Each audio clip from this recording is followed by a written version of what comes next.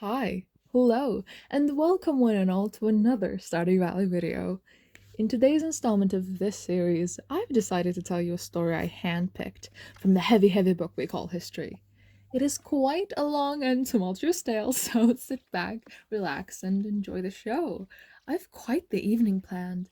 Get yourself a cup of tea, some black coffee perhaps, some snacks, and maybe even a box of tissues, for I will be telling you the story of Sophia Dorothea of Celle.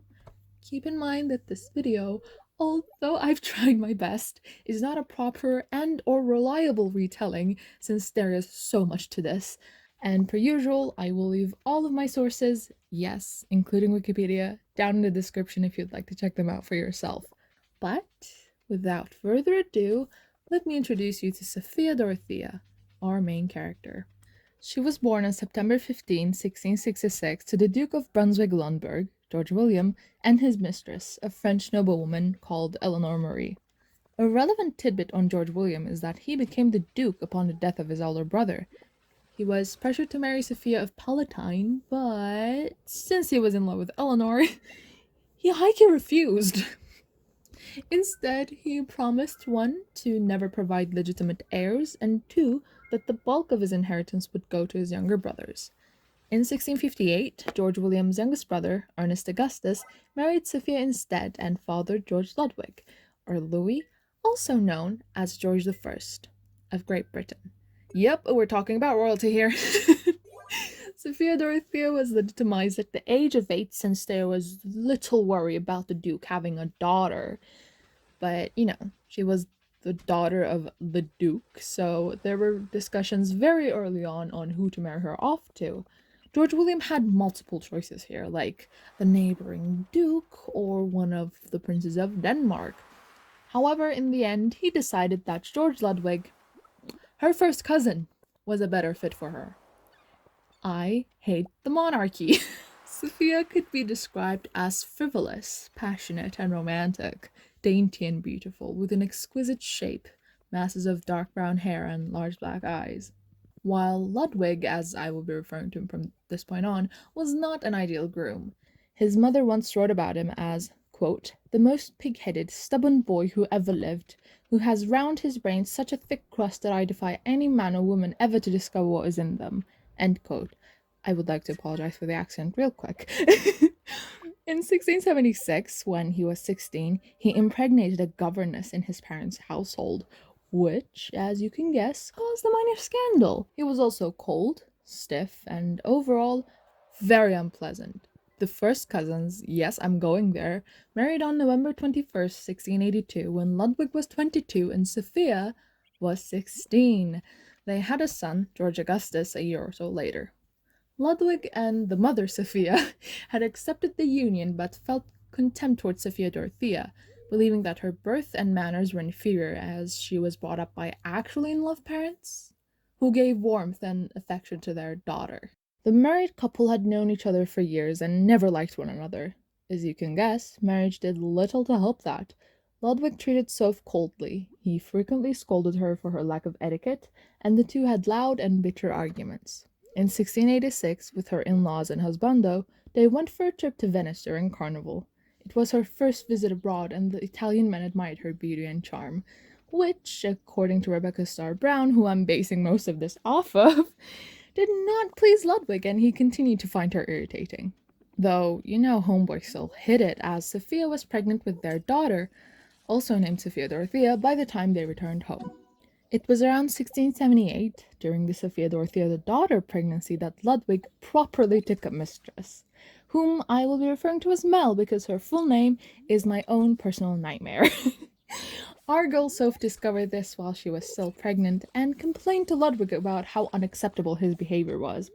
At one point, she was so upset that she got sick, and physicians were afraid that she would miscarry. Sophia the in-law had to force Ludwig, the husband, to visit Soph at her bedside where he sat in silence and held her hand. As Miss Brown put it, quote, over the next 5 years, annoyance and indifference gave way to hardened resentment and dislike, end quote. Sophia the in-law tried her best to mediate and comfort Soph that this very marriage would eventually make her the Queen of Great Britain, but Soph was too unhappy to care. Mel gave birth to two illegitimate daughters of Ludwig, to Anna Louise in 1692 and to Petronella Melusine in 1693. Enter the Swedish Count and Colonel Philip Christoph von Königsmark. His family is low-key fascinating in the sense that one of his sisters, Amelia, was a noted dilettante artist, while his brother is rumored to have hired three assassins to kill a landowner called Thomas Thine. Finney? I have no clue. Anyways, Philip was restless, daring, beautiful, and fascinating. He was a professional soldier and nobly chivalrous. He was also one of the richest men in Europe. Hims and Soph met one another when they were both young, and I have to physically restrain myself from making a Taylor Swift reference here. He was a page at the court of Celle, where she grew up, and I just want to say very quickly that the Celle castle is so ugly. If I were a duchess there, I would cry. It's horrible. It truly is. Anyways, the two reunited around 1690. The neglected princess, lovely, lively, and 22 years old, and the dazzling cavalier fell in love. At first, their meetings were brief, sporadic, and they went unnoticed, but soon enough, by 1694, rumors filled the Hanoverian court where they were that the Electoral Princess, her title, and the Count were having an affair. Mother Eleanor, Sophia the in-law, and the sister-in-law, also named Sophia, all repeatedly warned Soph to put a stop to the thing with the Count, but Soph did not. One evening in 1694, Soph and her ladies-in-waiting encountered a small, newly built building they had never seen in the gardens before. Soph insisted on entering and came face to face with Ludwig, his mistress, and their daughter sleeping in a cradle. Ludwig, as any sane human being would, physically attacked Soph by trying to strangle her. Her in-laws, also, rather than side with her or be empathetic or something, told her very kindly that she should turn a blind eye to it and keep her hands clean instead. Existence is pain. Keep in mind that at this point in time, Soph and Philip were years deep into exchanging letters, and oh boy, was Philip a romantic. Their correspondence began in July 1691 and ended in December 1693. Their letters were sent to Countess Aurora, also a sister to Count Philip, for safety. She preserved them and passed it on to another sister, who handed them to her son. They were preserved in family archives until 1848, when they were given to the library of the University of Lund. A large mass of the correspondence, unfortunately, was seized and destroyed, so it truly is remarkable that this portion was saved. It is said that in total there were 660 letters, 340 written by Philip, and the remaining 320 by Soph. I really want to read you some of these because, one, I need love letters to come back, and two, these two were insane, especially Philip. He was out of his mind, but okay. Also, before we start, I keep making horrible British accents while reading these, so that is a disclaimer. Proceed at your own risk. These are from Philip to Soph. Quote, I am an extremis, and the only thing that can save me is a few lines from your incomparable hand. If I had the good fortune to behold them, I should forthwith be healed. I hope you will not be so cruel as to refuse me this favour, for, since it is you who cause my sufferings, it is only just that you should send me comfort. Were I not writing to one for whom my respect is as great as my love, I would find better terms to express my devotion. But, fearing to offend, I end here, only beseeching you not to forget me wholly, and to believe me always your slave. End quote. I'm speechless. You know what? I'm gonna roll these out real quick and then we can discuss very briefly. But, quote, I'm in the depths of despair at finding so little opportunity of speaking to you. I do not even admire the eyes that give me life.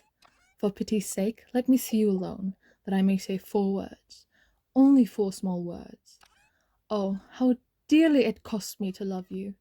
But the joy of speaking to you now and then makes amends for all the pain. I shall go away tomorrow. God knows if I shall ever see you again. My life, my goddess. The thought that we may never meet more is death to me.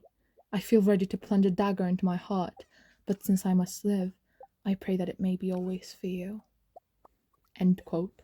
Quote, I'm ready to cast at your feet my life, my honor, my future, my fortune. I've forsworn all other women for you. If you doubt this, name anyone you would like me to abandon, and I will never speak to her again. End quote. And we reached the what the fuck portion here. Quote, when you give me leave, I shall fly to you, and if I'm not wanted, I shall show that I cannot attach myself to anyone else, for I shall take the first mail coach to join my regiment. I hope that in time fortune will get tired of persecuting me so cruelly, and fate will be in my favour. But, whatever misfortunes may befall, I shall bear them with joy so long as the heart I adore remains constant to me. My happiness and fortune are there. My ambition is bounded there. For pity's sake, believe me faithful. To convince you the better how I love you, how I worship you, I sign this with my blood. Okay, sorry for breaking character. Whilst you love me, you will be worshipped by Königsmark, written in blood. End quote. Moving on. Quote, I slept like a king, and I hope you did the same. What joy, what rapture, what enchantment have I not tasted in your sweet arms? Ye gods, what a night I spent! The memory of it blots out all my troubles, and for the moment I count myself the happiest man on earth. You see, it rests wholly with you to make me happy, and when I am sad, you're the cause. Adieu, dear heart. How long the day will seem to me without seeing you. Adieu. Okay, I just want to say, 1, he was insane. 2, he was obsessed. And 3, I'm living for it. But also 4, if someone called me dear heart, I would explode. And that is on loving pet names. But moving on, this one specific thing is from Soph to Philip. Quote, I was so changed and depressed today that even the prince, my husband, pitied me, and said I was ill and ought to take care of myself. He is right. I am ill, but my illness comes only from loving you, and I never wish to be cured. The drama! I'm sorry, I'm gonna break character real quick, but the drama with these two, I'm obsessed. Anyways, quote, it is now 8 o'clock, and I must go and pay my court. How dull I shall seem! How stupid! I shall withdraw immediately after supper, so that I may have the pleasure of reading your letters again, the only pleasure I have while you are away. Farewell, my worshipped one. Only death will sever me from you. All human powers will never succeed. Remember all your promises, and be as constant as I will be faithful. End quote. I am about to lose my mind. These two are going to be the death of me. I don't know how to explain the amount of love I have for love letters and the fact that these two are this dramatic. I don't know why, but I'm obsessed. Moving on, sticking with the script. After the strangling incident, that quirky little thing, what all of us would do after our wives found out that we're cheating on them in, the gardens. Soph began to plan running away with Philip.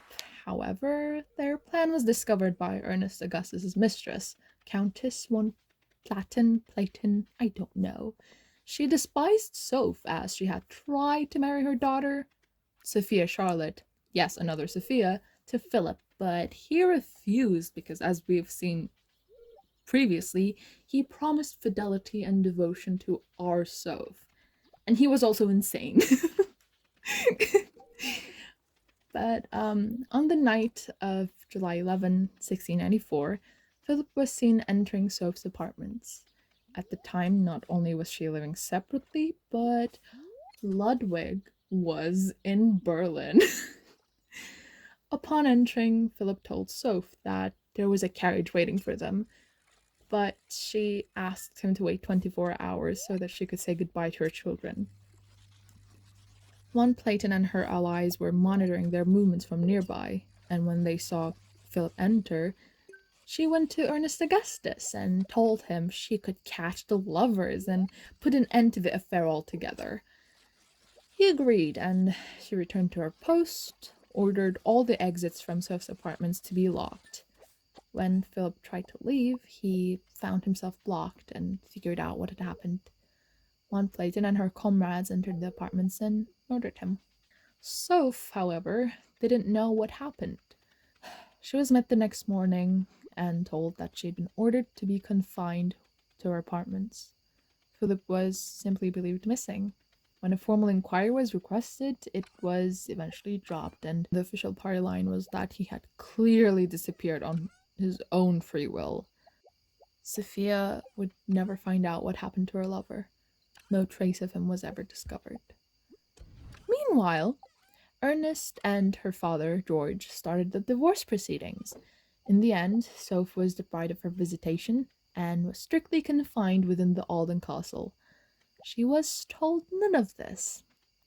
So on December 28th, the marriage was legally dissolved, and she said goodbye to her children, not knowing that she wouldn't see them again. She moved to Alden, believing that she would eventually be allowed to visit her parents or be granted more freedom of movement. She never was. 20 years after the divorce, George Ludwig inherited the British throne. On November 13, 1726, 32 years after the divorce, Soph died, and it wasn't until May 1727 that she was buried, secretly at night, beside her parents. She is a direct ancestor of every British monarch since the late 1600s, yet her husband forbade mourning in London or Hanover. He was furious when he heard that his daughter's court in Berlin wore black. In conclusion, Ludwig can burn in hell. Catch me next November 13 mourning Soph's death, and we need to bring love letters back, minus the blood, please. Thank you so much for watching and for listening to me ramble on and on about this woman. Hope you enjoyed. Hope it was entertaining for you, as it was entertaining for me to, look into it, find out what happened, all that jazz. And don't forget to like, comment, and especially if you're new here, subscribe. I upload videos every Monday and Fridays, and sometimes I spice it up in the middle of the week. You never know. But yeah, that is it from me for today, and I hope you have a wonderful, lovely, magical day. Bye!